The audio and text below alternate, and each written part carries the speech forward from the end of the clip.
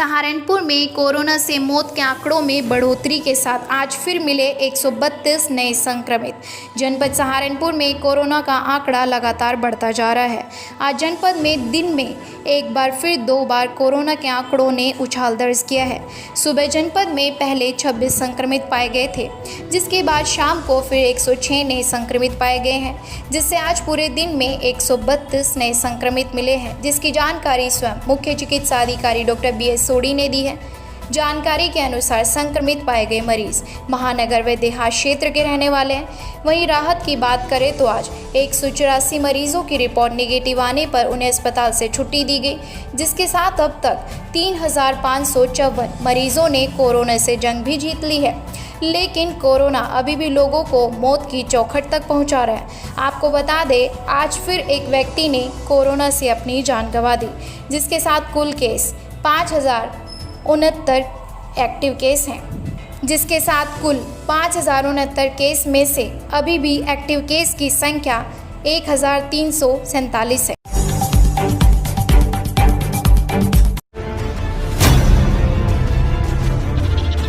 क्षेत्रों में सड़कों की मरम्मत, सड़कों का निर्माण सरकार की प्राथमिकता पर है, लेकिन जनपद सहारनपुर की नकुड़ विधानसभा का रणदेवी बहादुरपुर मार्ग लंबे समय से मरम्मत की बाट जोह रहा है। ऐसा नहीं है कि ग्रामीण इस सड़क की मरम्मत की गुहार अधिकारियों से और जनप्रतिनिधियों से नहीं लगा रहे हैं। 20 साल से लगातार ग्रामीण जनप्रतिनिधियों और अधिकारियों के यहाँ सड़क मरम्मत के लिए चक्कर काट रहे हैं, लेकिन सड़क की आज तक भी कोई मरम्मत नहीं हुई है। ग्रामीणों का कहना है कि नकुड़ विधानसभा से विधायक रहे स्वर्गीय मास्टर कंवरपाल ने गन्ना विभाग से इस सड़क के निर्माण के लिए मंजूरी दिलाई थी। सड़क निर्माण के 2-3 वर्षों के बाद सड़क खस्ताहाल में चली गई। उसके बाद से आज तक सड़क की एक बार भी मरम्मत नहीं हो पाई है। ग्रामीणों का कहना है कि सड़क के खस्ताहाल होने की वजह से आए दिन यहाँ कोई न कोई दुर्घटना होती रहती है। एक बार तो स्कूल के बच्चों से भरी हुई बस इस मार्ग के क्षतिग्रस्त होने की वजह से पलट चुकी है। ग्रामीणों की मांग है कि अधिकारी जनप्रतिनिधि इस खस्ताहाल सड़क का संज्ञान लेकर इसकी मरम्मत कराने का काम करें, जिससे आवागमन सुरक्षित हो सके। सड़क का मामला यही है जी, एक तो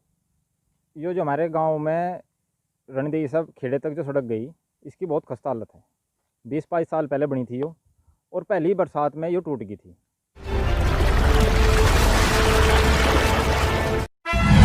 दो कारों की आमने सामने की भिड़ंत होने से एक की मौत, दर्जन भर लोग हुए घायल।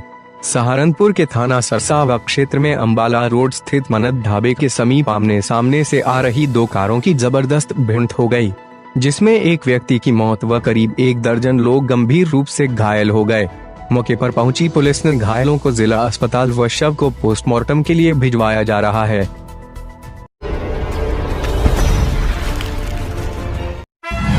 छात्र अपने भीतर नकारात्मक विचार न रखें और हमेशा धैर्य बनाए रखें। जिलाधिकारी अखिलेश सिंह ने कहा कि छात्र जीवन का समय बहुत अच्छा होता है, क्योंकि इस दरमियान छात्र को अपने उज्जवल भविष्य के लिए किसी से नहीं बल्कि स्वयं से ही संघर्ष करना होता है।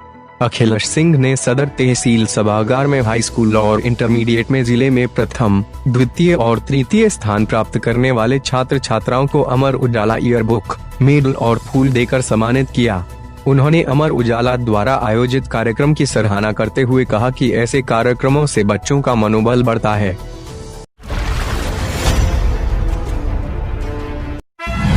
इस मतलबी युग में एक और जहां रिटायरमेंट के बाद बच्चों के अपने माँ बाप को वृद्धाश्रम में छोड़ने की घटना प्रकाश में आती रहती हैं, तो वहीं जनपद सहारनपुर के नकुड़ ब्लॉक के गांव रणदेवी में एक किसान के द्वारा अपने बैल के बूढ़े हो जाने पर भी उसे अपने से अलग नहीं किया गया है। किसान देवी सिंह और उनके पालतू बैल राणा का प्यार क्षेत्र में चर्चा का विषय बना हुआ है। किसान के राणा नामक बैल की उम्र अब लगभग 22 वर्ष हो चुकी है और वे पिछले 2 सालों से खेतों में कार्य करने के लायक नहीं रहा है। किसान देवी सिंह स्वयं अपने बैल की देखभाल करते हैं। सुबह शाम उसे चारा खिलाना, पानी पिलाने का काम वह स्वयं करते हैं।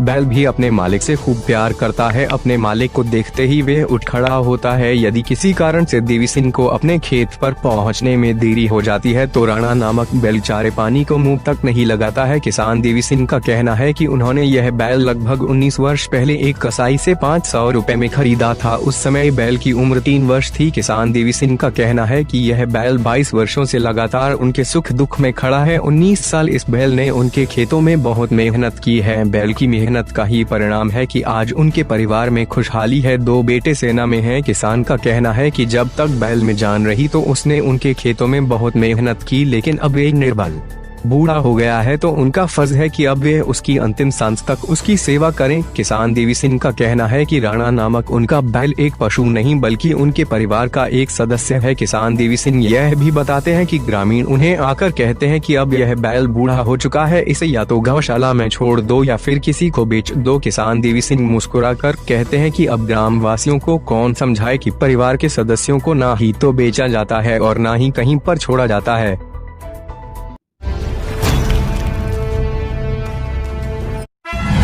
के हकीत नगर स्थित धरना स्थल पर आज दूसरे दिन भी छात्रों के हित में डॉक्टर संजीव दुर्जन का अनिश्चितकालीन धरना जारी रहा। प्रारंभ डॉक्टर संजीव दुर्जन पूर्व छात्र संघ अध्यक्ष चौधरी चरण सिंह मेरठ विश्वविद्यालय के नेतृत्व में प्रारंभ किया गया। आज धरने को समर्थन देने वाले गुर्जर आर्मी संस्थापक चौधरी वीरेंद्र सिंह गुर्जर ने कहा कि धरने का उद्देश्य छात्र शिक्षा और राष्ट्र सेवा है। 1-2019-2020 सत्र की छात्रवृत्ति एवं शुल्क प्रतिपूर्ति अभी तक नहीं दी गई है। छात्रवृत्ति और शुल्क प्रतिपूर्ति बिना किसी देरी के छात्रों को प्रदान की जाए। 2. सरकार ने इस वर्ष 1960% अंक प्राप्त करने वाले छात्रों को छात्रवृत्ति व शुल्क प्रतिपूर्ति देने का निर्णय लिया है। इस आदेश को निरस्त किया जाए व पूर्व की भांति गरीब छात्रों को विद्यालय में प्रवेश दिया जाए। 3. जिन भर्तियों में परीक्षा परिणाम आ चुका है सरकार उन्हें नियुक्ति दे और जिन भर्तियों की परीक्षा शेष है उनकी परीक्षाएं कराई जाए, जैसे SSC CGL 69,000 शिक्षक भर्ती और अन्य भर्तियां दी जाए। इस दौरान डॉक्टर संजीव दुर्जन, चौशून्य वीरेंद्र सिंह, सोनू चौधरी, राजपाल सिंह, अनीस प्रधान आदि मौजूद रहे। आज जो छात्र संघर्ष समिति 2 दिन से यहाँ धरने पर है, आज हम गुर्जर आर्मी की तरफ से साथियों सहित पूरी संघर्ष समिति को अपना समर्थन देने आए हैं और हम तन मन धन से इनका समर्थन करेंगे और जो इनकी मांग है वो बिल्कुल सही है, जायज़ है। गरीब बच्चों की छात्रवृत्ति जो सरकार नहीं दे रही है क्योंकि SC ST OBC जो उनका हक है वो उन्हें मिलना चाहिए, ये बिल्कुल सरासर इनकी बात सही है। इसलिए हम पूर्ण तरह से गुर्जर आर्मी की तरफ से इनका पूरा समर्थन करते हैं और जहां तक भी ये लड़ाई लड़ी जाएगी हम इनके साथ कंधे से कंधा मिला के इस लड़ाई को लड़ने का काम।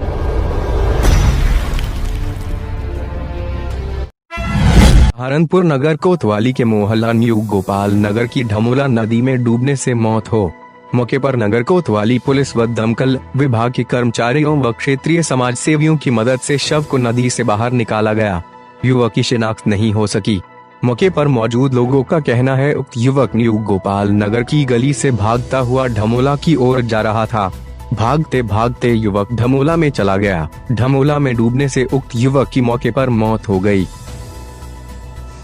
हाँ देखिए, ये कल शाम की बात है। बड़ी दुखद घटना हुई है कि एक व्यक्ति ढमोला नदी में, ये गोपाल नगर के पास में नुमाइश कैंप क्षेत्र में उसके डूबने की सूचना मिली और शुरू में तो उसकी पहचान भी नहीं पाई कि कौन व्यक्ति था।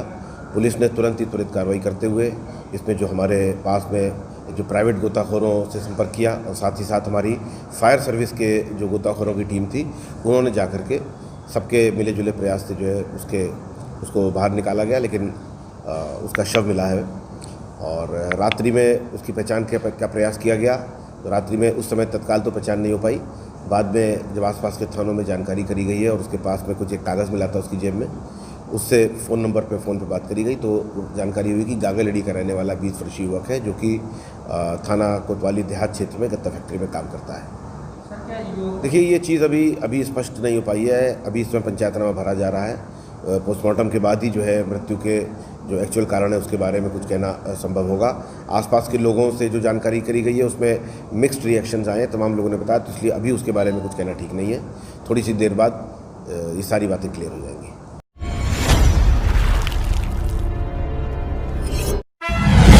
यूपी में लॉकडाउन पूरी तरह खत्म, अब पहले की तरह खुलेंगे बाजार। जानिए क्या है नए बदलाव। उत्तर प्रदेश में लॉकडाउन अब पूरी तरह खत्म हो गया है। अब रविवार को भी दुकानें खुलेंगी। अब बाज़ारों की साप्ताहिक बंदी की पूर्व निर्धारित व्यवस्था ही लागू रहेगी।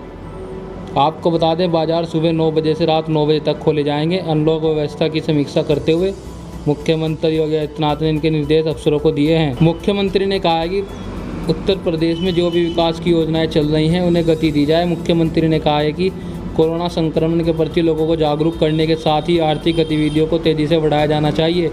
उन्होंने कंटेनमेंट जोन को छोड़कर अन्य स्थानों पर सभी होटल रेस्टोरेंट को शुरू कराने का निर्देश भी दिया है। इसके साथ ही कहा है कि इन गतिविधियों के संचालन में संक्रमण से सुरक्षा के सभी मानकों का पालन सुनिश्चित किया जाए। मुख्यमंत्री ने कहा कि कंटेनमेंट जोन में सभी का कोविड-19 टेस्ट कराया जाए। मुख्यमंत्री ने उत्तर प्रदेश में जीएसटी कलेक्शन बढ़ाने का भी निर्देश अफसरों को दिया है। उन्होंने किसानों की मदद के लिए जीरो बजट खेती के लिए ज़्यादा से ज़्यादा प्रशिक्षण कार्यक्रम चलाने का भी निर्देश दिया।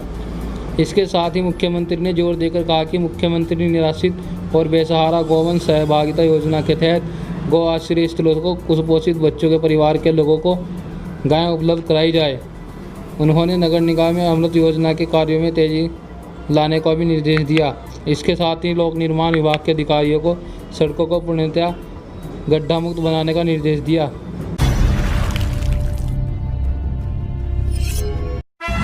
सरकार द्वारा जहां नशे की लत को छुड़वाने के लिए नशा मुक्ति केंद्र आश्रम बनवाए गए हैं, वहीं कुछ लोगों ने अब नशा मुक्ति केंद्र आश्रम को कमाई का जरिया बना लिया है। नशा मुक्ति केंद्र आश्रम में नशा छुड़वाने के लिए लाए गए लोगों से वसूली जाती है मोटी रकम और नशा मुक्ति केंद्र में आए नशा छुड़वाने के लिए लोगों को रखा जाता है ताले में बंद कर और दवाई के नाम पर सिर्फ दी जाती है। लेवल 52 सहारनपुर के थाना सदर बाजार क्षेत्र के दिल्ली रोड पर आरोग्य जीवन नशा मुक्ति केंद्र खुद ही है बीमार और नशे का है आदी। शाम होते ही नशा मुक्ति केंद्र पर पिलाई जाती है शराब। देर रात भी शराब पीकर नशा मुक्ति केंद्र के स्टाफ में हुआ विवाद।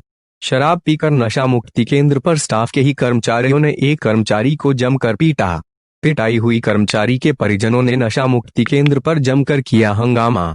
कर्मचारी के परिजनों ने नशा मुक्ति केंद्र पर लगाए गंभीर आरोप और वही नशा मुक्ति केंद्र को बताया पूरी तरीके से फर्जी। पूरा मामला सहारनपुर के थाना सदर बाजार क्षेत्र के दिल्ली रोड नशा मुक्ति केंद्र का है।